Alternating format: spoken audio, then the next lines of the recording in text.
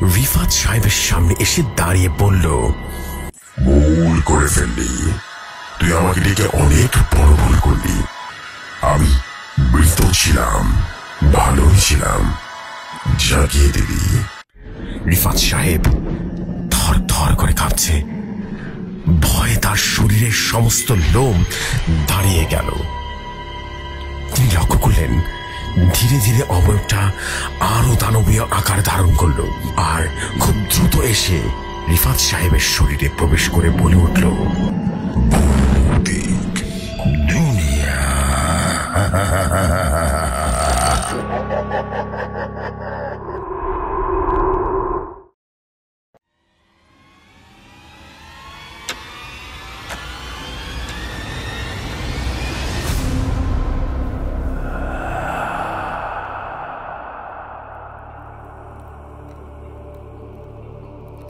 আসসালামু আলাইকুম। আশা করছি আপনারা সকলেই ভীষণ রকম ভালো আছেন, সুস্থ আছেন। অ্যান্ড রাইট নাও শুনছেন ভৌতিক দুনিয়া। সাথে আছে আমি জেফরি খান, এবং একসাথে বলতে চাই যে ভৌতিক দুনিয়ার কিন্তু রাইট নাও প্রচার হতে চলেছে 304তম এপিসোড, এবং আশা করছি 304তম এপিসোড আপনাদের কাছে অনেক ভালো লাগবে। বিকজ আজকে কিন্তু অনেকদিন পর ভৌতিক দুনিয়ার তারানাথ তান্ত্রিকের ঘটনা নিয়ে হাজির হয়েছে, এবং ঘটনাটি দারুণ রকম এনজয় করবেন আপনারা আশা করছি। এবং আমি আশা করছি যে আপনাদের প্রতিবারের মতো এই ঘটনাটি মনোমুগ্ধকর লাগবে। এবং আজকে কিন্তু একই সাথে ফিরোজ ভাইয়ের ঘটনা আছে, আপন ভাইয়ের ঘটনা আছে, এবং একসাথে দারুণ দারুণ সব স্টোরি আছে। আজকে পুরো এপিসোডটা জুড়ে আপনাদের জন্য দারুণ দারুণ সব ঘটনা তো আছেই, এবং একই সাথে বলবো যে আজকের এপিসোডের প্রতিটা ঘটনায় মনোমুগ্ধকর হতে যাচ্ছে, খুবই ক্রিপি হতে যাচ্ছে আপনাদের জন্য।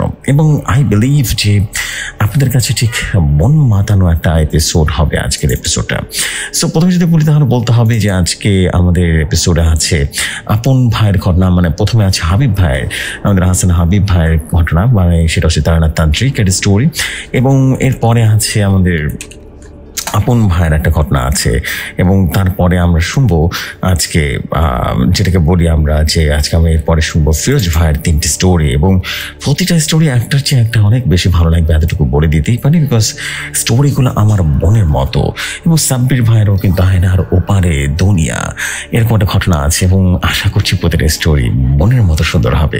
আমি দেরি করবো না, আমি চলে যাচ্ছি আজকের এপিসোডে। যাওয়ার আগে প্রতিবারের মতো বলতে চাই, আপনারা যদি চান ভৌতিক দুনিয়া ঘটনা পাঠাবেন দেন পাঠাতে পারেন। ঘটনা পাঠানোর দুটি বই আছে, এটা ইমেল আইডি হবে স্যাম, ইমেল আইডিটা হচ্ছে ভৌতিকদুনিয়া@gmail.com, হোয়াটসঅ্যাপ নাম্বারটা হচ্ছে 01400930111। বাট ওয়ান থিং, ঘটনাটি মাস্ট বি ইউনিক। আগে কোথাও পৌঁছা হচ্ছে এমন কোনো ঘটনা পাঠাবেন না, এবং অবশ্যই ঘটনার শুরুতে লিখে দিবেন ভৌতিক দুনিয়ার জন্য ঘটনা। আই রিপিট, ভৌতিক দুনিয়ার জন্য ঘটনা, এটা অবশ্যই লিখবেন, তাহলেই চলবে। আর বেসিক্যালি তেমন কিছু বলার নিয়ে আমি চলে যাচ্ছি সরাসরি আজকের এপিসোডে। আশা করছি পুরোটা এপিসোড আপনাদের কাছে অনেক ভালো লাগবে। চলে যাই সরাসরি আজকের প্রথম ঘটনায়।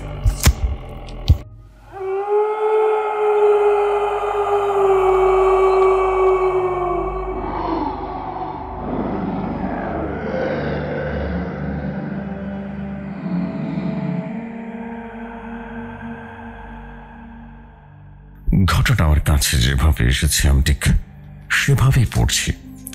তিনি লিখেছেন, জেফরি ভাই, আশা করি আপনি ভালো আছেন। আজকে জিসান কবিরাজের ঘটনায় বর্ণিত তারানাথ তান্ত্রিকের ঘটনা শেয়ার করব। ঘটনাটির নাম দিতে পারেন তারানাথ তান্ত্রিকের উত্থান। চলে যাই ঘটনায়। তারানাথ ছোটবেলা থেকে শান্তশিষ্ট ছিল।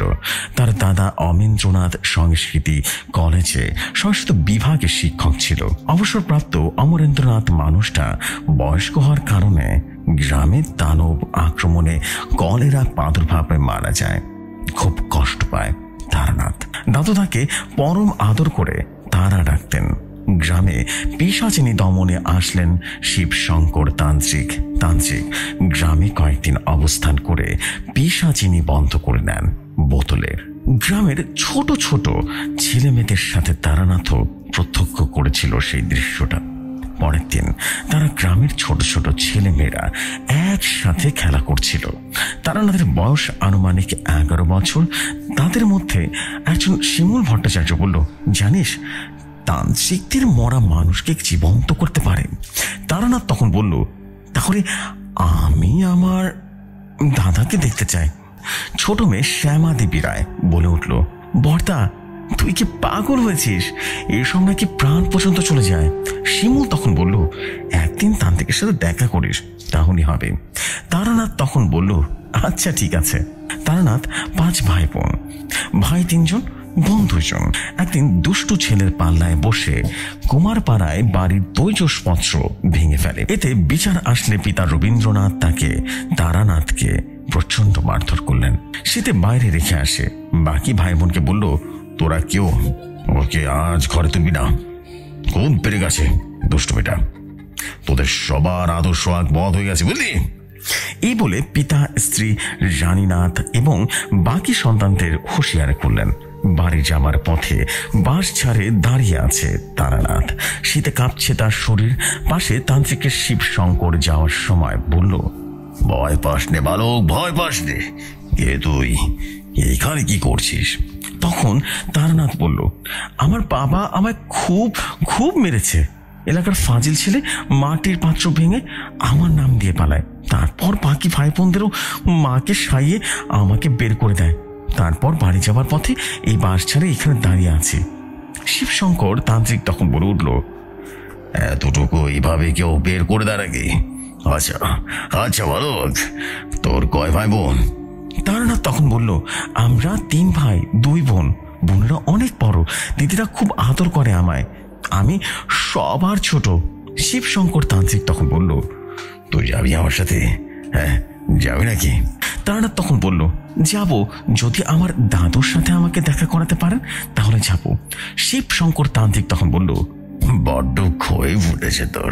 হ্যাঁ, আমার সাথে চল বালক, তোকে আমার শিষ্য বানাবো, তুই পারবি অসাধ্যকে সাধন করতে। জয় শিবশঙ্কর ভোলানাথ। এই বলে তান্ত্রিক তারানাথকে সাথে করে নিয়ে চলে যায়, নিজের আশ্রমে নিয়ে যায়। সেখানে তার বাকি শিষ্যদের বললেন, একে তোরা মোটা কাপড় পরিয়ে খানা খাইয়ে ঘুম পাড়িয়ে দে। তারা তাই করলো। তার পরের দিন রবীন্দ্রনাথ সকালে তারানাথকে খুঁজে পায় না। মা রানীনাথ কান্নায় ভেঙে পড়ে আর বলল, আমার তারানাথ কোথায় গেল? আমার গোপাল তুই কই? মায়ের সাথে বাকি 2 ভাই বোন যেন কান্না করে দেয়। বাসায় যেন কান্নার রোল পড়ে গেল। বাকি 2 বড়তারা খুঁজতে ছিল, তারানাথকে খুঁজে পেল না। এভাবে অনেক দিন পার হয়ে গেল। তারা যেভাবে নিয়েছিল গ্রামের বাস ছাড়ে কিংবা অন্য কোথাও, পিশাচ ডাকিনি তার সন্তানকে খেয়ে ফেলেছে। যাই হোক, মায়ের মন তো মানে না তার কথা। আমার ছেলে একদিন অবশ্যই ফিরে আসবে, আমার গোপাল, আমার মানিক, আমার কানাই আর সত্যি ফিরে আসবে। এই বলে কান্না করে আঁচল দিয়ে 2 বোন মাকে সান্ত্বনা দিল। এরপর কয়েক বছর পেরিয়ে যায়। তান্ত্রিক শিবশঙ্কর তারানাথকে বলল, বালক, এতদিন আমার সাথে ছিলি, তোর কি মা বাবার কথা মনে পড়ে না? তারানাথ তখন উত্তর দিল, মনে পড়ে তো, অনেক মনে পড়ে। তারা যদি সত্যি আমাকে ভালোবাসতো তাহলে এভাবে শীতের রাতে এভাবে ফিরে আসতে পারতো না আমাকে। ঠিক বলছি না বলুন তো? আমি আপনার আশ্রয়ে শিষ্য হতে চাই, আমি আমার মৃত দাদার সাথে সাক্ষাৎ করতে চাই। শিবশঙ্কর তান্ত্রিক তখন বলল, ভালো, তোর সাহস আছে বটে।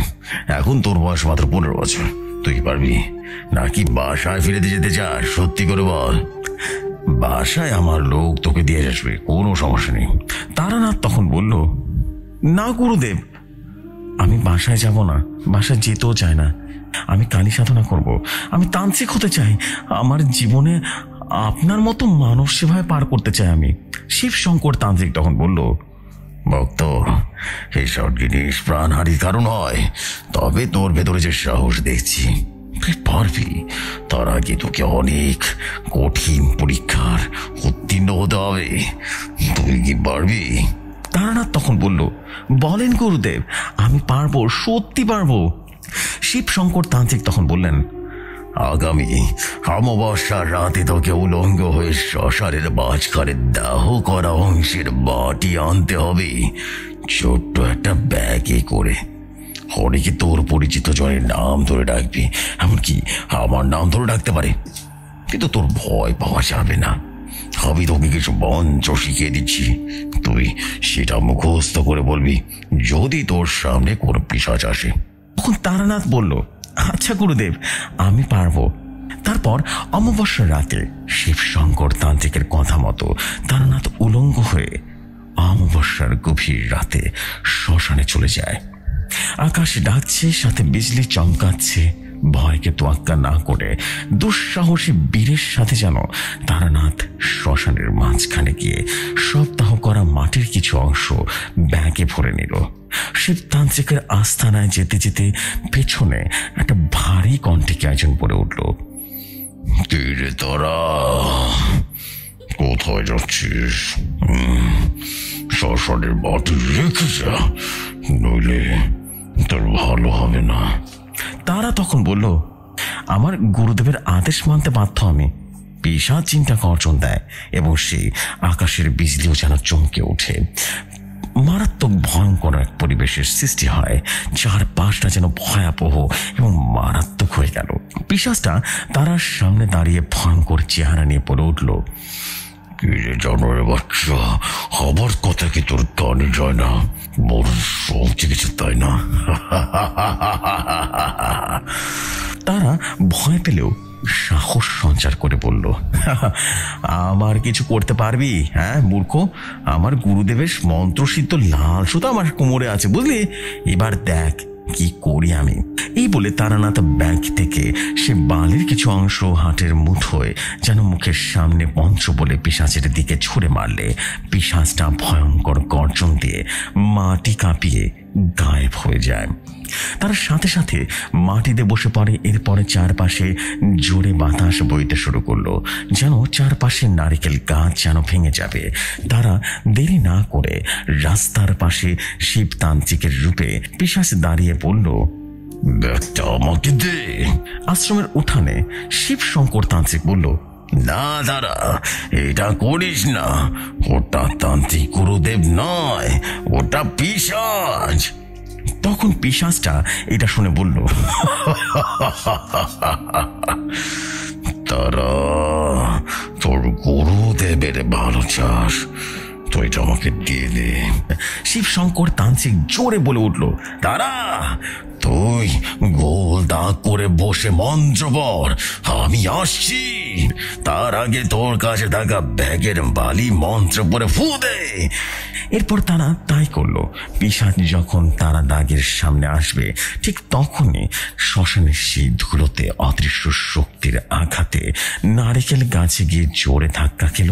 এতে গর্জন তুলে তান্ত্রিক শিবশঙ্কর তখন বলল, তারা জলদি দৌড়ে আয়, আশ্রমের সামনে আয়, জলদি আয়। তারা ব্যাগটা নিয়ে দৌড়ে যেতে আশ্রমের সীমানায় ঢুকলো।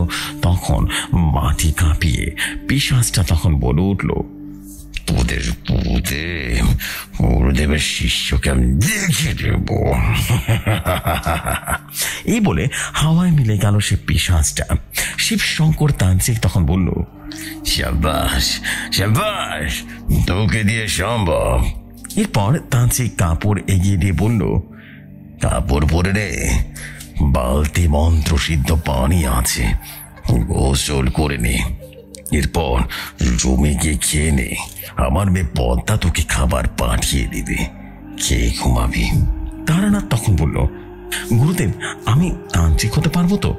শিবশঙ্কর তখন বলল, তোকে এসব নিয়ে ভাবতে হবে না, তোকে যা বললাম তাই কর। এরপর তান্ত্রিকের কথা মতো তাই করলো। এক সপ্তাহের পর শিবশঙ্কর তান্ত্রিক তখন বলল, দাঁড়া, তোকে কামাখ্যায় নিয়ে যাও, তারা দেবীর মায়ের ভক্ত বানাবো তোকে। সেখানে পূজা দিবি, তার চরণে পাঠা বলি দিবি, রাতে তোকে মন্ত্র সিদ্ধ কঠিন তপস্যা শিখাবো। দেখবি তুই পিশাচ, ডাইনি, ডাকিনি, অশুভ তাদের বশ করতে পারবি। এটা শুনে আনন্দে তারানাথের চোখ যেন চকচক করে উঠল। দাদার আত্মাকে দেখার বাসনা যেন ধীরে ধীরে পূরণ হতে চলেছিল। বাকি পর্বে তারানাথের তান্ত্রিক হওয়ার ঘটনা এবং শ্মশানের পিশাচকে বশ করার সমস্ত ঘটনা উল্লেখ করব। ভালো থাকবেন জেফরি ভাই। এটি আপনার বিগ ফ্যান হাবিব, লালমনিরহাট, রংপুর।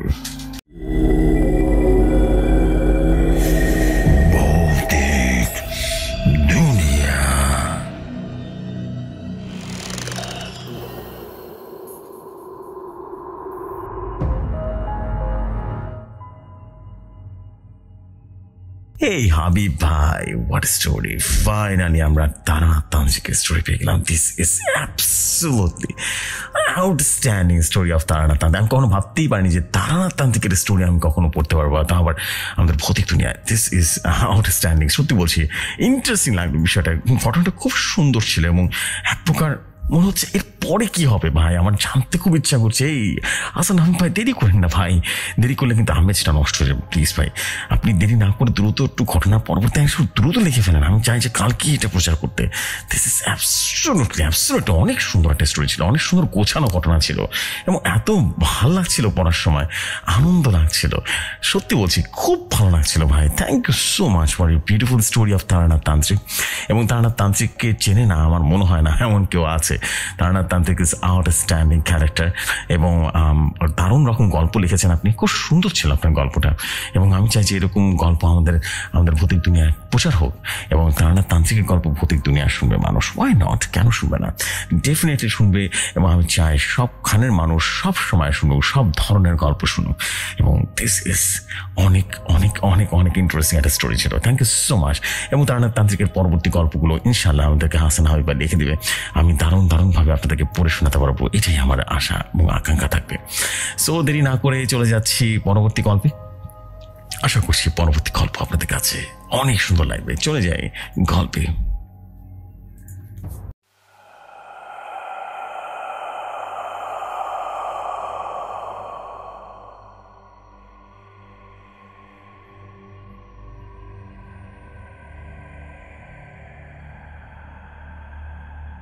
ঘটনাটা আমার কাছে যেভাবে এসেছে আমি ঠিক সেভাবেই পড়ছি। লিখেছেন, আসসালামু আলাইকুম যশু ভাই, আশা করি আল্লাহর অশেষ রহমতে ভালোই আছেন। আজকে কিছু ভয়ঙ্কর ঘটনা একসাথে শেয়ার করব। আমি বেশি কথা না বলে সরাসরি ঘটনায় চলে যাচ্ছি। আমার নাম মোহাম্মদ শাকিল ইসলাম আপন, বাসা টাঙ্গাইল, জেলা মধুপুর, থানা ধামাবাসুরি। ঘটনা আমার বন্ধুর মুখ থেকে শোনা, আমি ওর মতো করে বলছি। মানিকগঞ্জ জেলায় ঘিওর উপজেলায় পুকুরিয়া এলাকায় একবার অজ্ঞাত এক যুবকের লাশ উদ্ধার করে পুলিশ। সে পুলিশটির কোনো রকম নাম পরিচয় পাওয়া যায় না এবং তাকে বেওয়ারিশ লাশ হিসেবে দাফন করে দেওয়া হয়। পরদিন সকালে স্থানীয় কয়েকজন কবরটির উপরে মাটি সরে থাকতে দেখে এলাকার পুলিশকে খবর দেয়। পুলিশ এসে তাদের লোকজন নিয়ে কবর খুঁড়ে দেখে কবরটি একদম ফাঁকা এবং সেখানে শুধু কাফনের কাপড় পরে আছে।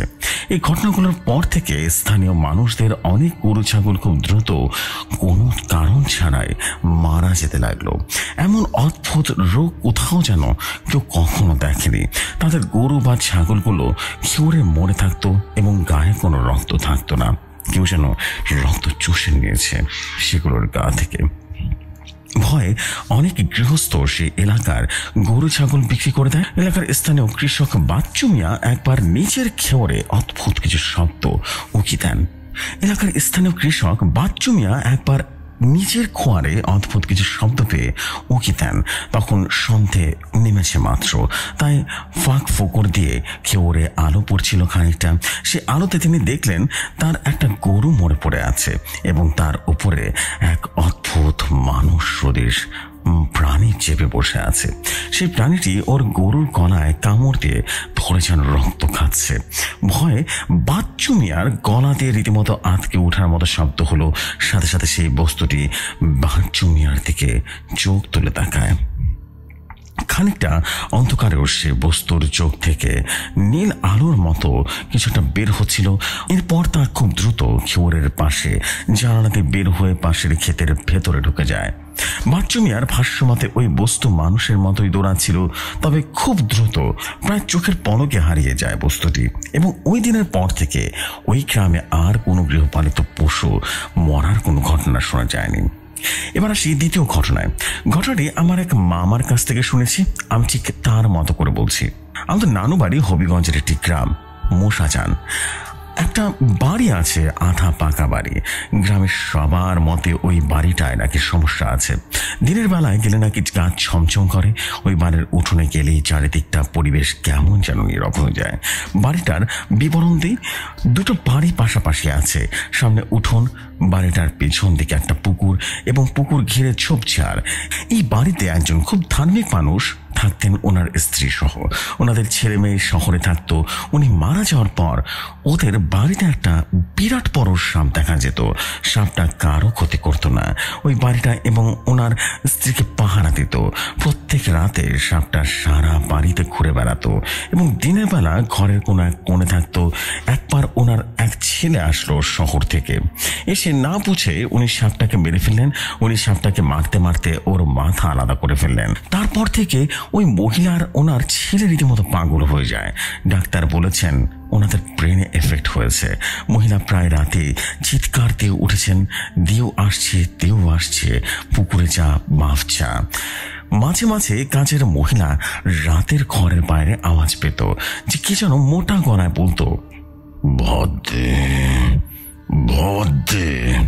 একবার ওই বাড়ির সব সদস্য স্বপ্ন দেখে বাড়ির পেছনে পুকুরটাতে একটা মাথা কাটা লোক পানির নিচে ডুবতেছে আর সবাইকে বলছে, সাবধান, এটা আমার উস্তাদের বাড়ি, আমাকে তাড়াতে চেষ্টা করো না। উস্তাদ বলে গেছেন এই বাড়ির দেখাশোনা করতে। বাড়িটার পুকুর শেওলাতে ভরা থাকতো, কেউ ভয় যেত না ওই পুকুরের কাছে। তো একবার ওই বাড়ির কাজের মহিলা ছেলে ওই পুকুরে নামে, পরে চিৎকার দেয়। ছেলেটা প্রায় ডুবে যাচ্ছিল, তখন ওকে উঠানো হয় টেনে হিঁচড়ে। যারা টেনে তুলেছে ওদের মতে ছেলেটা অন্য দিক থেকে কে যেন টানছিল। ছেলেটাকে পায়ে শিকল এবং গ্রামের ভাষায় জিনজিলের দাগ পাওয়া যায়। পুকুরটা পরিষ্কার করানো হয়। ঠিক পরদিন দেখা যায় শেওলা যেমন ছিল ঠিক তেমনই আছে। এক লোক ওই বাড়ির ভেতর দিয়ে আসছিল রাতে। সে রাস্তা কমানোর জন্য ওই বাড়ির ভেতর দিয়ে যায়, মানে শর্টকাট পথ অবলম্বন করলো। সে পুকুর ক্রস করে যে দুই বাড়ির মাঝখানে এসেছে, সে দেখে প্রকাণ্ড একটা কালো লোক ওকে ঝাপটিয়ে ধরেছে। লোকটা মাটিতে পড়ে গোড়াগুড়ি করছিল, কিন্তু ওর মুখ থেকে কথা বের হচ্ছিল না। হঠাৎ ওই বাড়ির কাজের মহিলা কান্না করে দেয় এবং দেখে বাড়ির মাঝখানে লোকটা একা একা গড়াগড়ি খাচ্ছে, যেন কারোর সাথে লড়াই করছে। কাজের মহিলা চিৎকার করে দেয়, মানুষ ওকে ধরে ফেলে। ধরার পর ওর হুঁশ ফিরে আসে। সে বলে যে ওই পুকুরে কালো লোকটা কে। সবাই ভাবে ওই লোকটা একদম বদ্ধমাত। পরে লোকটা ওই রাতে রক্ত বমি করতে করতে মারা যায়। এই ছিল দ্বিতীয় ঘটনা। এবার আসে তৃতীয় ঘটনায়। ঘটনাটা নওগাঁ শহরের একটি ঘটনা। তখন রাত প্রায় 2টো বাজে। এই ঘটনার স্বীকার করেছেন একজন সিএনজি চালক, তার নাম হাবিব। হাবিব তখন তার সিএনজি নিয়ে বাসায় ফিরছিল। সে হঠাৎ করে দেখলো দুজন মধ্যবয়স্ক হুজুর ধরনের ব্যক্তি তাদের সিএনজি থামানোর জন্য অনুরোধ করছে। তা দেখে সে থামলো এবং একজন হুজুর তার সাথে কথা বলল। হুজুর বলল, ভাই, আমরা খুব বিপদে পড়েছি। হাবিব তখন বলল, আপনাদের কি হয়েছে জানতে পারি?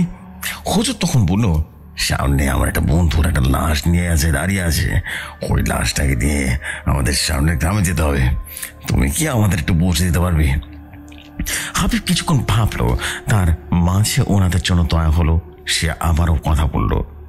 হাবিব বলল, আমি আপনাদের পৌঁছে দেব। হুজুর তখন বললেন, ধন্যবাদ তোমাকে, অনেক ধন্যবাদ। এটা বলে দুজনেই সিএনজিতে উঠে পড়লো। কিছু দূর যেতেই হাবিব দেখলো আরেকজন হুজুর লাশ নিয়ে দাঁড়িয়ে আছে। লাশটি কাপড় দিয়ে পেঁচানো। হাবিব ওনার সামনে এসে সিএনজিটা থামালো।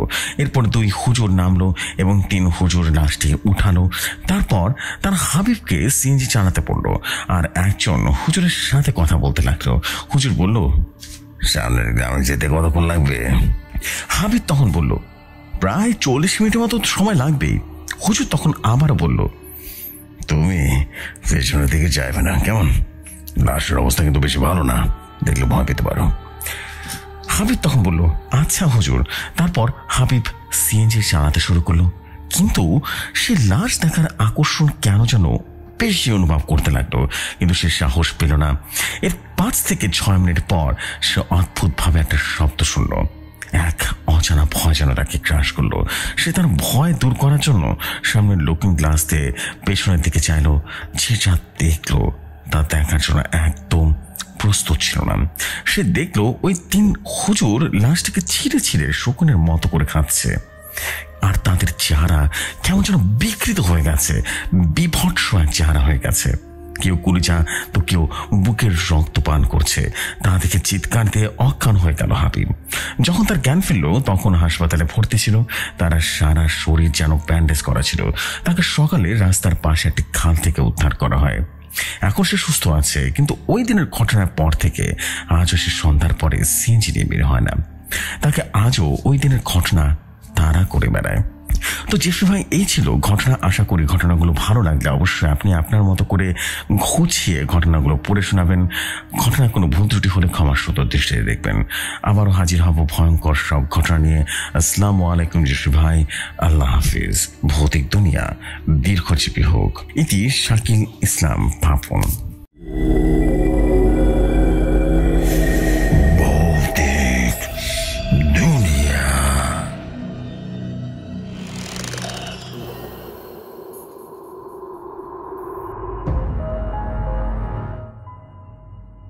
Hey শাকিল ভাই, দ্যাট ইজ আউটস্ট্যান্ডিং স্টোরি। অনেক ভালো ছিল আপনার কালেকশনের স্টোরিগুলো, যদিও স্টোরিগুলো অনেক পুরনো স্টোরি। আমি মনে হয় বেশ কয়েকটা স্টোরি আগে শুনেছিলাম, বাট প্রথম স্টোরিটা খুবই ইউনিক একটা স্টোরি ছিল। লাস্টের স্টোরিটা আমার মনে হয় আমি এর আগেও শুনেছিলাম, বাট প্রথম দুটো স্টোরি খুব সুন্দর ছিল ভাই। Thank you so much for a beautiful story. এবং আপনার কালেকশনে অনেক ঘটনা আছে আমার জানা মতে, এবং সেই ঘটনাগুলো কিন্তু একটা করে দেখে পাঠাবেন। এবং আপনার ঘটনাগুলো আসলে অনেক সুন্দর হয়েছে, এবং আমি চাই যে আপনার আরও ঘটনা প্রকাশ পাক আমাদের ভৌতিক দুনিয়ায়, এবং ভৌতিক দুনিয়ার মানুষ আপনাকে চিনুক, আপনাকে জানুক, আপনার সম্পর্কে জানুক। That is a beautiful story of আমাদের শাকিল ইসলাম আপন ভাই। থ্যাংক ইউ সো মাচ ভাই। আপনি আরও ঘটনা পাঠাবেন, আপনার নতুন ঘটনার অপেক্ষায় আছি এবং অপেক্ষায় থাকবো। আমার মনে হয় যে দারুণ কিছু ভৌতিক কথা, মানে ভৌতিক দুনিয়া আপনার মাধ্যমে খুঁজে পাবে, আমি এটা বিলিভ করি। So this is the fact. আমি দেরি করবো না, আমি চলে যাব পরবর্তী ঘটনায়, এবং আশা করছি পরবর্তী ঘটনা আপনাদের কাছে দারুণ সুন্দর লাগবে। শুধু যাওয়ার আগে বলবো, শাকিল ভাই, you are so much amazing. আপনি অনেক সুন্দর সুন্দর ঘটনা কালেক্ট করছেন। আপনার ঘটনা দিয়ে ভৌতিক দুনিয়া এক সময় তার আপন গতিতে সুন্দরভাবে এগিয়ে যাবে। Thank you so much. চলে যাই পরবর্তী ঘটনায়।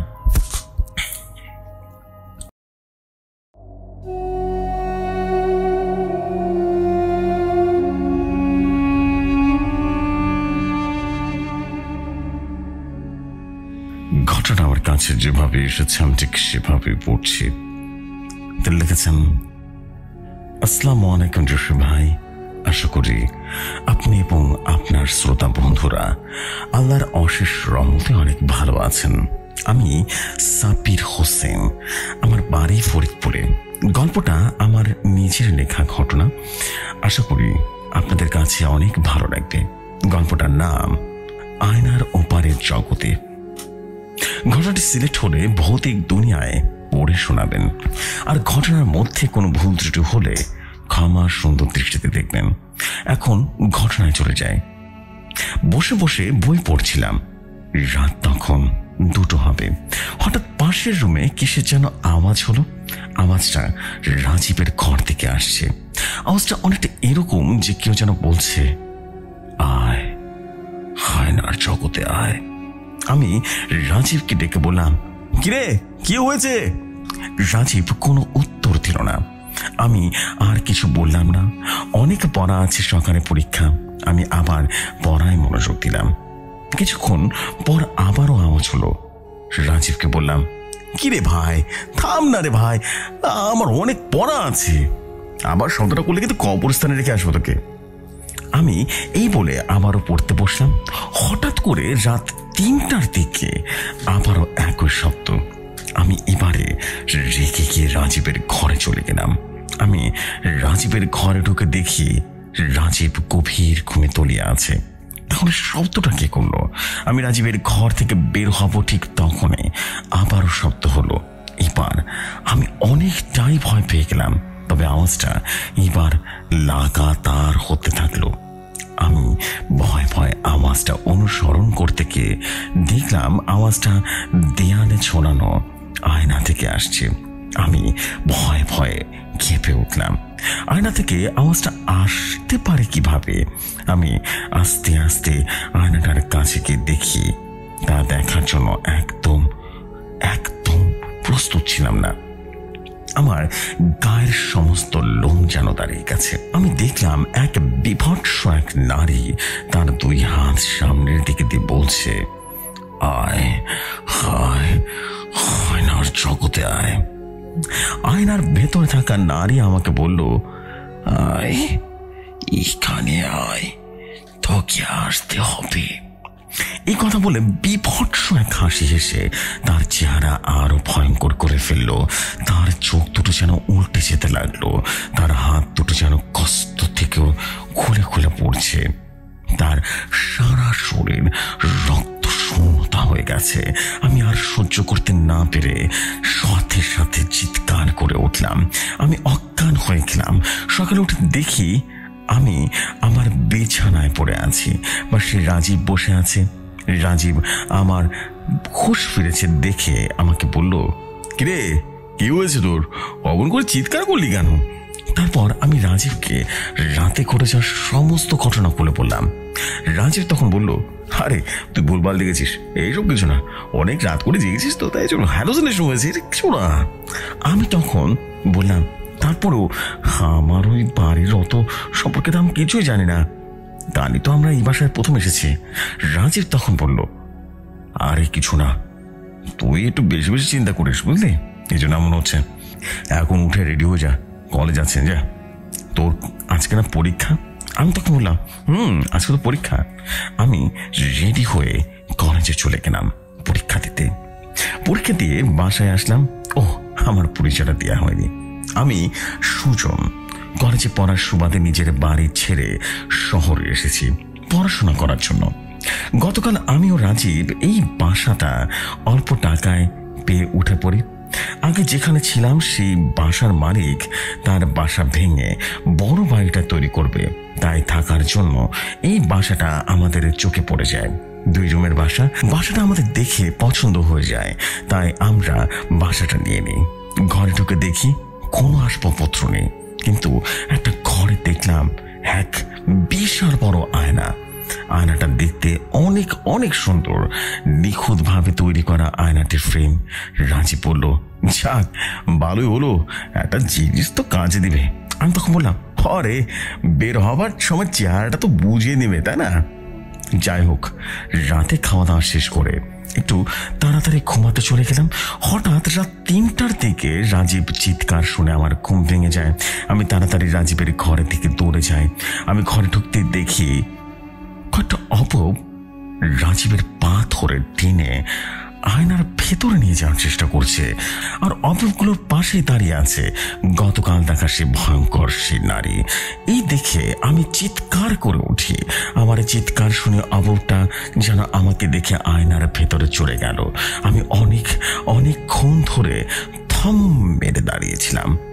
হঠাৎ আজানের শব্দে আমার হুঁশ ফিরে আসে। আমি তাড়াতাড়ি করে রাজীবকে কোলে করে নিয়ে বিছানায় শুয়ে দিই। আমি রাজীবের জ্ঞান ফেরার জন্য অনেকক্ষণ চেষ্টা করি এবং কিছুক্ষণ পর রাজীবের হুঁশ ফিরেও আসে।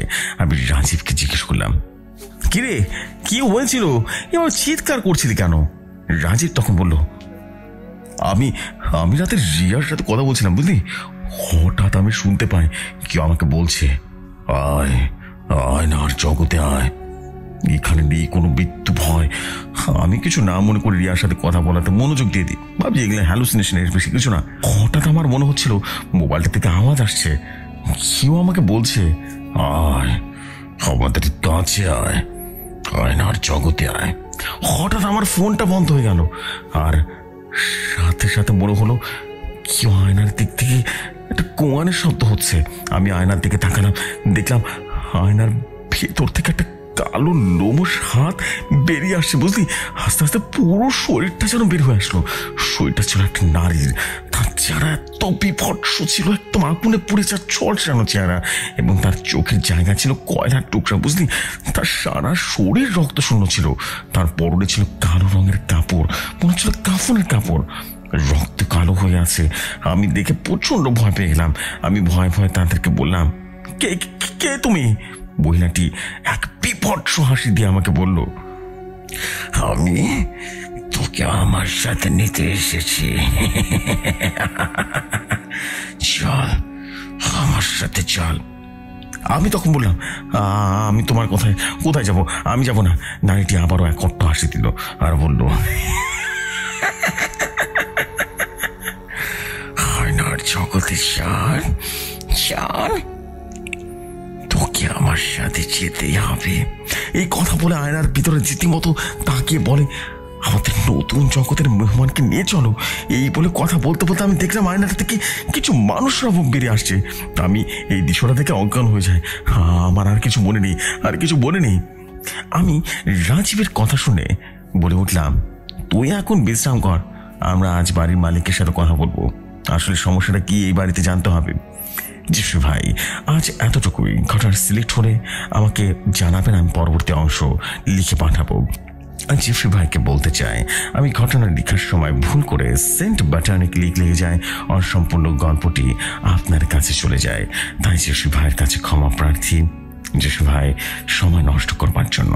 আসসালামু আলাইকুম ও সকল শ্রোতা বন্ধুরা, ভালো থাকবেন সবাই ইনশাল্লাহ। খুব দ্রুতই এর পরবর্তী খণ্ডটি আসছে। ইতি সাব্বির হোসেন। এই সাব্বির ভাই, what beautiful story. ভৌতিক দুনিয়া।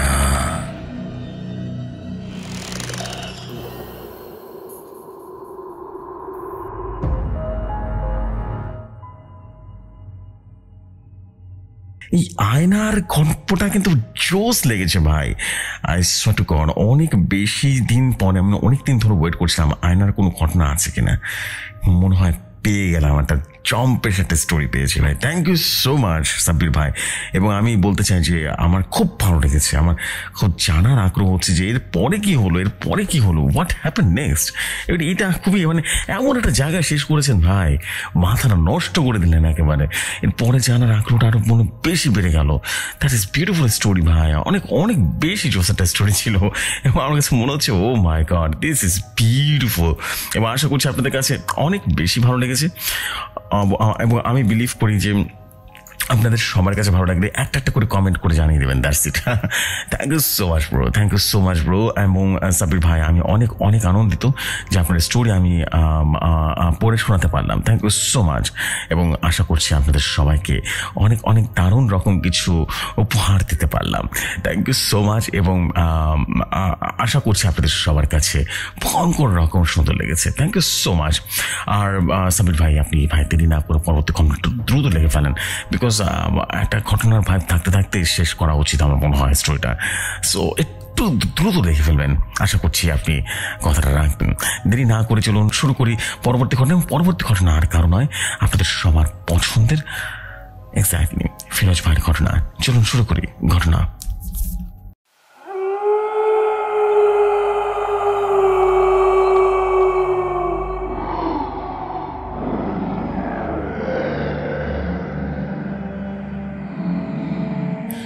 ঘটনা আমার কাছে যেভাবে এসেছে আমি ঠিক সেভাবেই পড়ছি। তিনি লিখেছেন, আসসালামু আলাইকুম জেফরি ভাই, আশা করি ভালো আছেন। আমিও ভালো আছি। আমি ফিরোজ খান। বরাবরের মতো আজ আবারও আর একটা গল্প নিয়ে আপনার সামনে হাজির হলাম। আজ একটি নয়, দুটি ঘটনা পাঠিয়ে দিচ্ছি। ভালো লাগলে আপনি আপনার সুমধুর কণ্ঠ দিয়ে সবাইকে পড়ে শোনাবেন। তাই আর কথা না বাড়িয়ে চলে যায় ঘটনায়। ঘটনাটির নাম খুনের পুকুর। এই গল্পটা আমার না, আমাদের কারখানার এক শ্রমিক আমায় বলেছিল। গত সপ্তাহে যখন আমাদের কারখানায় পার্শিয়াল লকডাউন উঠলো, তখন আমাদের এক শ্রমিক সুনীল খুজুর দেখি হাতে মিষ্টির প্যাকেট নিয়ে হাজির। প্যাকেট থেকে একটা মিষ্টি তুলে দিয়ে বললাম, কি হ্যাঁ, মিষ্টি তো খাওয়ালে, এবার সুখবরটা দাও। সুনীল একটা ম্লান হাসি দিল আর বলল, নতুন ঘর নিয়েছি স্যার, তাই আর কি। তখন আমি বললাম, সে তো খুব ভালো খবর, কিন্তু এই লকডাউনের মধ্যে। শুনি তখন বললো, উপায় নেই স্যার, কি আর করবো। আমি বললাম, কেন? আমার এই কথা বা কেনর উত্তরে সুনীল যা বলল সেটা আমার বিশ্বাস হয়নি, কারণ অলৌকিক বিষয়ে গল্প লিখলেও অলৌকিক আমার কোনো কারণে বিশ্বাস নেই। তবুও আপনাদের কাছে এই গল্পটা নিয়ে ফিরে এলাম। সুনীল যেভাবে গল্পটা বলেছিল আমি ঠিক সেভাবেই তার সাথে তুলে ধরছি, শুধু ভাষাটা বাংলায় করলাম, কারণ সুনীল আমার গল্পটি বলেছিল সাঁতরি ভাষায়। সুনীল আমায় বলেছিল আমাদের গ্রামের নাম বর্গা, কারখানা থেকে প্রায় 25 কিলোমিটারের পথ। আমি তো রোজ 1.5 ঘন্টা সাইকেল চালিয়ে যাতায়াত করি। আমাদের গ্রামটা বেশ অনেক জায়গা জুড়ে, যদিও বসতই যে অনেকটা তা নয়, এই ধরুন 60-70 ঘর লোক হবে সব মিলিয়ে। তা আমার বাড়িটা ছিল গ্রামের একদম মাঝখানে।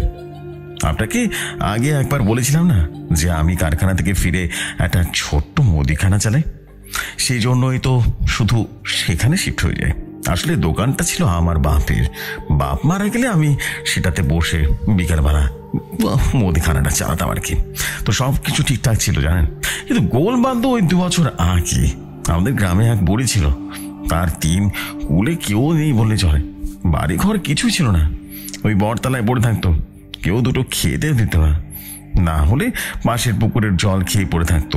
খুব বাজে অবস্থা ছিল, গ্রামের ছোকরারা ওর পিছু রাখতো, কিন্তু বুড়িকে কোনোদিন রাখতে দেখিনি। কথা বলতো না সেরকম, শুধু ফোকলা দাঁত বের করে হাসতো। কিন্তু কেন জানি না গ্রামের বাচ্চাগুলো রোজ ওর কাছে গিয়ে জড়সড়ো হতো, বট গাছের পাতা ছিঁড়ে হাতে মুড়ি বাঁশি বানিয়ে দিত সবাইকে। কি জানি বাচ্চাগুলোকে হয়তো পছন্দ করতো। আজ থেকে প্রায় 2 বছর আগে এক ঝড়ে জলের রাতে বুড়িকে কেউ বাড়িতে বা দালানে ঢুকতে দিচ্ছিল না। কেন দিল না সে আমি জানি না। আমরা সেদিন নাইট ডিউটি ছিল, সকালে ফিরে দেখি গ্রামের পুকুরটা সামনে অনেক ভিড়, পুলিশের গাড়ি রীতিমতো দাঁড়িয়ে ছিল। ভিড় ঠেলে এগিয়ে গিয়ে দেখি সে বুড়ির লাশ ভাসছে পুকুরটায়। লোকে যা বললো তা শুনে গতকাল প্রচন্ড বর্ষায় এই বর্ষপাতে কেউ ডাল ভেঙে পড়ে বুড়ির মাথায় লেগেছে, আর বুড়ি পড়ে যায় পুকুরে। মনে হয় সাঁতার জানতো না, তাই হয়তো ডুবে গেছে, এরকম বললো। বাড়ি ফেরার সময় ভাঙা ডালটাও দেখলাম বট গাছের নিচে পড়ে থাকতে। আমার না খুব রাগ হলো জানেন স্যার। বুড়ি আগেও বৃষ্টি হলে বেশ কয়েকবার আমাদের দালানে আসতো এবং এসে বসেছে, কোনো সমস্যা হচ্ছে না, এবং কাউকে বিরক্ত করতো না জানেন। নিজের মতো করে বসে থাকতো, আর বিকেলে বৃষ্টি থামলে চলে যেত। বাড়ি গিয়ে বেশ চোটপাট করলাম। পুলিশও সেই একই কথা বললো, বডি নিয়ে চলে গেল। বেওয়ারিশ লাশ, মুখ আগ্নি করার কেউ ছিল না তো আর কি করার। কিন্তু গোল বাঁধলো এই ঘটনার সপ্তাহখানেক বাদে, বুঝলেন। আমাদের গ্রামে অনেকে ওই পুকুরের স্নান করতে যেত, কিন্তু ওই ঘটনার পর বেশ কিছুদিন কেউ ওইখানে পথ মারায়নি। প্রায় 2 সপ্তাহ পর গ্রামের 3 জন ছোকরা মিলে স্নান করতে গিয়েছিল পুকুরটায়। তাদের মধ্যে একজন বেশ ভালোই চিনতাম তাকে, পাকা সাঁতারু, কিন্তু সেদিন যে কি হলো কে জানে, 3 জনে ডুবে মারা গেল। গ্রামে একেবারে হইচই পড়ে গেল। লাশ উদ্ধার করা হলো 2 জনের, একজনের লাশ পাওয়া গেল না এবং গ্রামে কেউ নামতেও সাহস করলো না। শেষে পুলিশের লোক নামলো লাশ খুঁজতে। আমার নিজের চোখ দেখা ঘটনা স্যার, এক বর্ণ মিথ্যা নয়। পুলিশের লোকটা নামার প্রায় সঙ্গে সঙ্গে উঠে এলো, মুখে ভয়ে পানসে হয়ে গেছে। বলল জলের তলায় প্রচন্ড লতা পাতা আছে, পা জুড়িয়ে যাচ্ছে, এই জলে নামা যাবে না।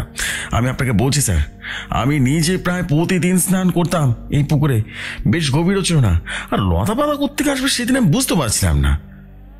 যাই হোক, পুলিশ বলল এই লতা পাতায় পা জুড়িয়ে দিবে, যে কোনো সময় পড়ে যেতে পারে। আমরা সবাই পুকুরে নামা বন্ধ করে দিলাম। বন্ধ হয়ে গেল বলার থেকে আমার কিছুটা ভয়ে বন্ধ করে দিলাম আর কি, আমরা বলতে পারেন। কিন্তু তারপরেও ওই মৃত্যু বন্ধ করা যাচ্ছিল না। পরের মাসে আবার ডুবে মারা গেল আমাদের গ্রামের রসুল মিয়া নামক এক ছোট 8 বছর একটা ছেলে।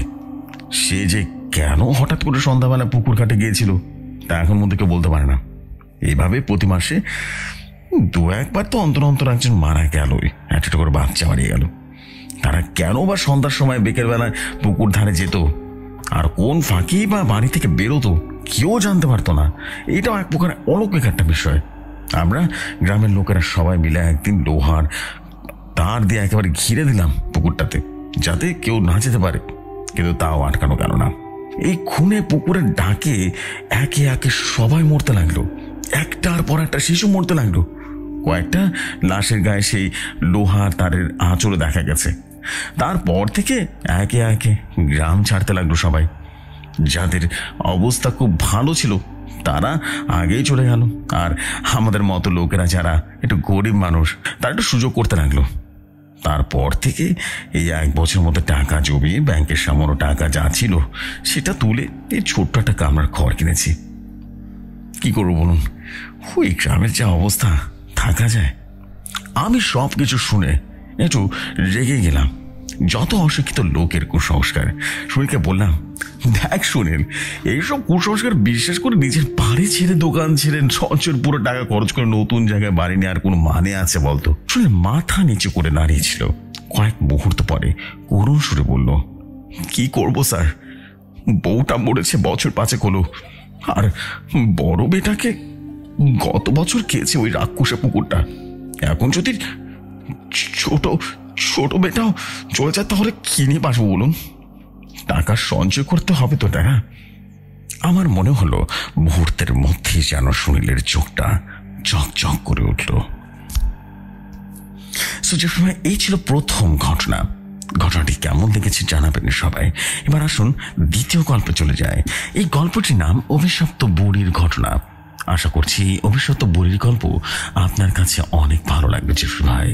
ভালো লাগলে অবশ্যই পড়ে শোনাবেন। চলুন শুরু করি অভিশপ্ত বুড়ির গল্প। হামিদ মিয়া কথা দিয়েছিল বিয়ের পর লাকি বেগমকে নিয়ে একটা বাসায় উঠবে যেখানে অন্য মানুষের সাথে টয়লেট বা রান্নাঘর ভাগাভাগি করতে হয় না। আলফা ফ্যাশন গার্মেন্টসের ফ্লোর সুপারভাইজার হামিদ প্রেমে পড়েছিল শিক্ষানবিশ লাকি বেগমের। গর্বের ঘরে এমন অনিন্ত সুন্দরী মেয়ে জন্ম নিতে পারে তা লাকিকে না দেখলে বিশ্বাসই করা কঠিন। লাকির বাবা মানে চাচার বাড়িতে থেকে কাজ করেন। একদিন ধমক দিয়েছিল হামিদ বেফাস। তারপর এক অপ্রত্যাশিত চোখ ভাসানো ভেউ ভেউ কান্না। সেদিন হামিদ সিদ্ধান্ত নেয় এই মেয়েকে জীবনে আর কোনোদিন কষ্ট দেবে না। তারপর মেয়েটিকে বিয়ে করা। গত পরশু লাকির চাচার বাসায় সংক্ষিপ্ত অনুষ্ঠানের মাধ্যমে জোর বেঁধে গেল হামিদ লাকির আত্মীয় স্বজনরা তাড়াহুড়ো করেছিল, বলেছিল শুভ কাজে দেরি করতে নেই। তো সেই হুড়োহুড়িতে লাকির বিয়েটা অনেকটাই অগ্রিম হয়ে গেল যেন। বিয়ের দিনক্ষণ যখন পাকা তখন হামিদ হন্য হয়ে ঘুরেছে একটা সুবিধাজনক বাড়ি খুঁজে পেতে। পরিচিত লোকদের অনুরোধ করেছে তেমন সন্ধান না পেলে হামিদকে জানাতে। এভাবে সন্ধান পেয়ে গেল আলেখা লজ নামের একটি বাড়ির। গাজীপুরে এমন একটি বাড়ি রয়েছে তা না দেখলে বিশ্বাস করা যায় না। কোনো ব্রিটিশ আমলের বানানো বাড়ি। মূল বাড়ির মালিকের কোনো খোঁজ নেই। নানান হাত বদল হয়ে বর্তমানে মালিকের হাতে এসেছে। মালিক ঢাকায় থাকে। কেয়ারটেকার আহমেদ আলীর হাতে বাড়ির দেখভালের দায়িত্ব। লাকিকে নিয়ে আজ সকালে নতুন বাড়িতে উঠেছে হামিদ। বিয়ে উপলক্ষে দিন দিন ছুটে পেয়েছিল। আজ তার শেষ দিন। হামিদ ব্যাগ, রংচটা সুটকেস আর টিনের ট্রাঙ্ক রিক্সা থেকে নামিয়ে সে রিক্সা নিয়ে ছুটল বাজারের দিকে। সাথে লাকিও ছিল। আনন্দ আর ধরে না। আজ প্রথম বউয়ের হাতে রান্না খাবে হামিদ। তাই বেশ কটা টাকা বেরিয়ে গেল। মাঝারি একটা ইলিশ মাছ কিনে ফেলে সে। সাথে তাজা পুঁই পাতা, চাল, আলু, পেঁয়াজ আর সরিষার তেলে চলে গেল আরো বেশ কিছু টাকা। হামিদের পকেটের স্বাস্থ্য তখনও বেশ ক্ষীণ, তবুও মনে আনন্দের জোয়ার। সুন্দরী নতুন বউ ঘরে এসেছে, তার জন্য রান্না বান্না করবে, তাকে আদর করে ঘুম পাড়াবে। ভরপেট রাতের রান্না খেয়ে শোয়ার আয়োজন করছে হামিদ দম্পতি। কাল সকালে আবার কাজে যেতে হবে। ঘুম থেকে উঠতে হবে সূর্য ওঠার সাথে সাথে। তাই হামিদ যখন আধাশোয়া হয়ে বিছানায় কম্পমান অপেক্ষায়, তখন দেরি না করে আরো কিছু গোপনীয়তার আশা লাকি উঠে গেল রাস্তার পাশের জানালাটি সাঁটিয়ে দিতে। রাস্তাটির এরই মধ্যে বেশ নির্জন হয়ে গেছে। এমনই এই বাড়িতে ত্রিসীমানায় অন্য কোনো বাড়ি নেই। উপরে ঘর গোছাতে গোছাতে রাত প্রায় 10টা বেজে গেল। লাকি আলগোছে দৃষ্টিপাত করলো রাস্তার পরে। হঠাৎ করে বুকের মধ্যে থক করে উঠে ওর। কেঁপে উঠে সারা শরীর। একটা ক্ষণক্ষণে বুড়ি এক দৃষ্টিতে তাকিয়ে আছে। তার দিকে। পরনে সাদা শাড়ি, বয়সের ভারে কুঁজো হয়ে আছে। সামনের দিকে চোখের দৃষ্টিতে শত জন্মের তৃষ্ণা আর ঘৃণা। চোখে নয়, যেন দুটো চকচকের রৌদ্র মুদ্রা বসানো অক্ষি কঠোর করছে। গা শিরশির করে ওঠে লাকির। মনের কোনায় বাসা বাঁধে কুমোট একটা ভয়ের অনুভূতি। তাড়াতাড়ি জ্বালা বন্ধ করে বিছানায় উঠে আসে সে। নিজ সংসারে বাতি নিভানো প্রথম সোহাগের সময় কেমন একটা নিষ্পৃহ শীতলতা গ্রাস করে নাকিকে। সে রাতে ভালো ঘুম হলো না নাকির। অবচেতন মনের কোনো এক ভেসে ভেসে আসে বুড়ি ঘৃণা মাখানো তীব্র দৃষ্টি। ছেঁড়া ছেঁড়া স্বপ্নে দেখলো বুড়ি তাকে আঙ্গুল তুলে শাসাচ্ছে আর অশ্রাব্য ভাষায় গালাগালি করছে। অস্বস্তি নিয়ে ঘুম ভাঙে লাকির। ভোরে ভোরে হামিদ মিয়া কাজে গিয়েছে। পান্তা ভাত, কাঁচা পেঁয়াজ আর বাসি তরকারি ঝোলে ছিল নাস্তা। যদিও ইচ্ছে ছিল পুরোটা আলু ভাজি করা, কিন্তু গত রাতের অস্বস্তি হেতু অনিদ্রার কারণে লাকিকে এগুলো দিতে হলো না।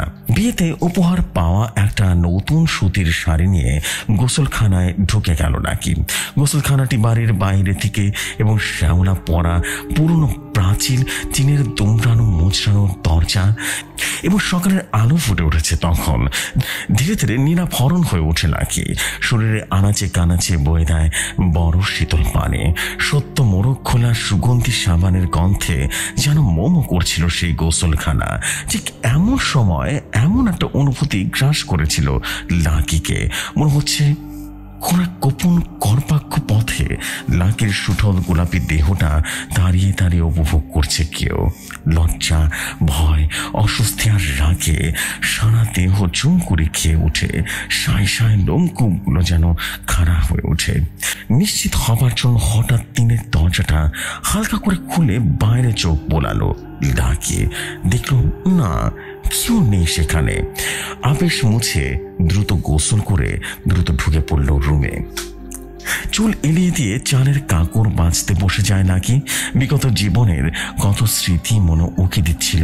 আসলে মানুষের জীবনটা যে কতটা বৈচিত্র্যময়, সে কোথায় ছিল আর এখন কোথায় আছে ভাবতে ভাবতে একটু তন্দ্রার মতো হয়ে এলো। আটকে থাকা বাধা ভেঙে কোথা থেকে যেন আছড়ে পড়ে এক রাশ ঘুম তার চোখের জমিনে। একটু শীত শীত ভাব লাগছিল। 2-4 বার ঝিমিয়ে চালের থালার উপরে পড়তে গিয়ে লাকি চৌকিতে গিয়ে উঠে পড়ে। ঘুমিয়ে নিতে হবে খানিকক্ষণ। বেহের মাতালের মতো অদ্ভুত ভঙ্গিতে ঘুমিয়ে পড়েছে সে। কত সময় পেরিয়ে গেল, লাকির ঘুম অশান্তিতে পরিপূর্ণ হয়ে গেল। মনে হলো অন্ত কোনো এক জগতে আটকে গেছে তার আত্মা। শরীরে আর ফেরত আসতে পারছে না।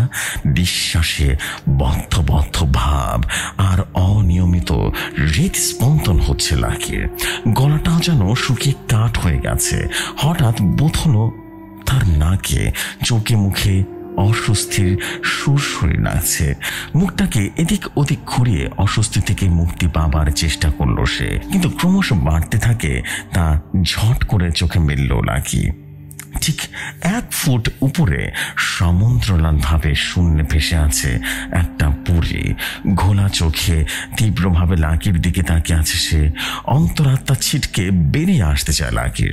মুখ দিয়ে গোঙানের শব্দ বের হয়, তবুও নড়তে চড়তে পারে না এক চুলো।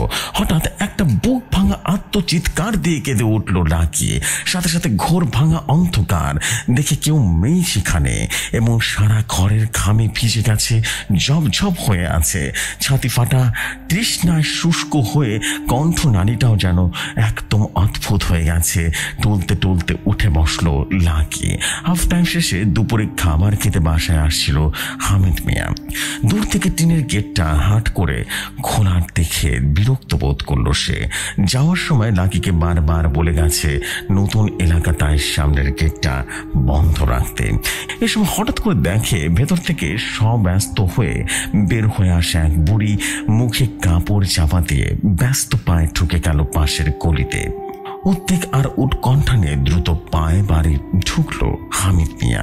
চৌকিতে বসে আছে নাকি মানুষের সারা পেয়ে যেন ম্যাও করে হাড়ি পাতিল উল্টে পালিয়ে গেল একটা কালো বেড়াল। কাছে কেউ জোরে কয়েকবার যেন ঝাঁকি দেওয়ার পর ধীরে ধীরে মুখ তুলে চাইল লাকি। স্বামীকে দেখে ঝাঁপে কান্না করে দিল দু চোখে। না, হামিদ মিয়ার বিশ্বাস করলো না লাকির কথা। ঘুরে ফিরে সান্ত্বনা দিতে গিয়ে বলল দুঃস্বপ্ন দেখেছে সে। দিনে দুপুরে তার রুদ্ধ ঘরে কিভাবে ঢুকবে বুড়ি, আর বাতাসেই বা কিভাবে ভাসাবে। লাকি যতই বলুক হামিদের সান্ত্বনা দেয় তাকে, বলে নতুন বাসা গোছানোর ক্লান্তিতে গভীর ঘুম হয়েছিল আর তার গভীর ঘুমের ঘোর লেগেছিল দুঃস্বপ্ন। লাকির শরীরটা আর মানসিক অবস্থা দেখে সিদ্ধান্ত নেয় যে আজ আর কাজে যাবে না। লোডশেডিং হারিকেন টিমটিমে আলো রাতের খাবার খেতে বসে হামিদ আর লাকি। বিকেল থেকে লাকি ধীরে ধীরে সুস্থ হয়ে ওঠে, আর কোনো অসুবিধা হয়নি তার। বরং সন্ধ্যায় চা বানিয়ে আগুন গরম পুরি আর সিঙ্গারা নিয়ে খেয়েছিল দুই টোনাটনে, আর গুটগুট করে গল্প করেছিল ভবিষ্যতের।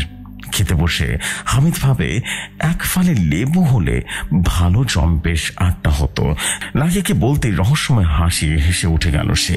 এক মনে খাচ্ছিল হামিদ মিয়া, হঠাৎ সামনের দেয়ালে ঝিকমিক করলো এক ধাতব প্রতিফলন। তড়িৎ গতিতে পেছন ফিরে পাথরের মতো জমে গেল হামিদ। লাকি এক হাতে ছোড়া উঁচিয়ে দাঁড়িয়ে আছে তার পেছনে। হামিদের মাথার তালুর দিকে দাগ করা, চোখের একটা কোনো অংশ নেই, পুরোটাই যেন সাদা, ভন ভন করে ঘুরছে চারপাশ। আরেক হাতে অর্ধেক কাটা কাঁচির লেবু, সেখান থেকে ঝরঝর করে গড়িয়ে পড়ছে কাঁচা রক্ত। লাকির হাতে তালু বরাবর ফালি ফালি গভীর ক্ষত। লাকি বলে চিৎকার দিয়ে আর্তনাদ করে উঠল হামিদ। কর্কশ কণ্ঠে কেউ একজন বলে উঠল, হাম করছে অস্ট্রেলিয়া। কা কা করে কর্কশ কণ্ঠে ডেকে উঠে পাশের আম গাছে আশ্রয় নেয়া কয়েক শত কাক। নরক গোলচার শুরু হয়ে গেছে যেন চারপাশে। এবার বিস্ফোরিত চোখে হামিদ দেখে লাকির লম্বা চুলগুলো উপরে উঠে যাচ্ছে, সাথে সাথে লাকিও ধীরে ধীরে ভেসে চলছে। চুল ধরে কেউ ঝুলিয়ে রেখেছে ছাদের সাথে। হঠাৎ হঠাৎ মুখের চামড়া কুচকে গিয়ে রূপ নিতে চায় কোন এক বিভৎস বুড়ির, যেন ভেতর থেকে জোর করে ভেড়ে ফুরে বের হতে চায় অন্য কোনো সত্তা। এমন সময় কোথা থেকে যেন এক বুক সাহস নিয়ে এসে ভর করলো হামিদ মিয়ার করে যায়। লাকির প্রতি স্নেহে আচ্ছন্ন হয়ে উঠল মন। এক লাফে চৌকির ওপরে দাঁড়িয়ে আল্লাহু আকবার বলে লাকির হাঁটু ধরে নিচু থেকে টান দিল সে। নারিকেল গাছের মৃত শাখার মতো ঝুপ করে মেঝেতে লুটিয়ে পড়ল নাকি। জ্ঞানহীন ফস করে শাড়ির আঁচল ছেড়ে লাকির হাতে ক্ষত বাঁধল হামিদ। তারপর তাকে 5 কিলো তুলে ছুটে দিল বাইরে। আপাতত কোনো হাসপাতালে জরুরি বিভাগে ভর্তি করতে হবে তাকে। মালপত্র যা আছে পড়ে থাক। এই সর্বনাশা অভিশপ্ত বাড়িতে আর এক মুহূর্ত নয়। মানুষের জীবন বাঁচলে মালপত্র আবার বাঁচা যাবে। ঊর্ধ্বশ্বাসে হামিদে ছুটতে থাকে সদর রাস্তা ধরে। অন্ধকার ফুরে আধার গলি থেকে বেরিয়ে রাগ পড়ে নাক উঁচিয়ে এদিক ওদিক কি যেন শুকলো বাতাসে রাস্তা থেকে করে নিল রক্তে ভেজা এক টুকরো শাড়ির আঁচল। কুচকুচে কালো আর সরু জিভ বের করে একটু চাটলো সেটা। মুখের মধ্যে ঠাস ঠাস করে শব্দ হলো দুবার। কোমরে গুজে নিল টুকরোটি। তারপর চাপা কণ্ঠে খল খল খল খল করে হাসতে হাসতে স্বাগতি করলো, যাবি কই? আবারও অন্ধকণিতে ঢুকে গেল পরিটা। যে ভাই এই ছিল ঘটনা। আমার 2টি ঘটনা যদি ভালো লাগে তাহলে পড়ে শোনাবেন। এই 2টি গল্পই অনলাইন থেকে কালেক্ট করে আপনার কাছে পাঠিয়ে দিয়েছি। এই গল্পের লেখকের নাম পরিচয় কোনো রকম উল্লেখ না করায় আমি তা উল্লেখ করতে পারছি না। আশা করছি গল্পটি ভালো লাগলে আপনি পড়ে শোনাতে পারেন ভৌতিক দুনিয়ার কোনো একটি এপিসোডে। এটি ফিরোজ খান বলছিলাম, মিরপুর থেকে।